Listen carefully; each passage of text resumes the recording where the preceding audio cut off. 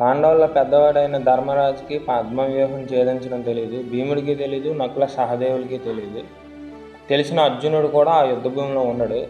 16 ఏళ్ళ అభిమన్యుడు పద్మవ్యూహాన్ని ఛేదించి గొప్ప యుద్ధం చేసి మరణిస్తాడు. దీన్ని బట్టి హిస్టరీ మనకు చెప్పాలనుకున్నది ఏంటంటే ఏజ్కి నాలెడ్జ్కి సంబంధం లేదు. అలాగని ఏజ్ తక్కువ ఉన్న వాళ్ళని చిన్న చూపు చూడడానికి కూడా లేదు. ఇంకా అర్జునుడు ద్రోణాచార్యుడి దగ్గర ఆర్చరింగ్ నేర్చుకుంటాడు. ఏకలవ్యుడు ద్రోణాచార్యుడు బొమ్మ పెట్టి సెల్ఫ్గా నేర్చుకుంటాడు.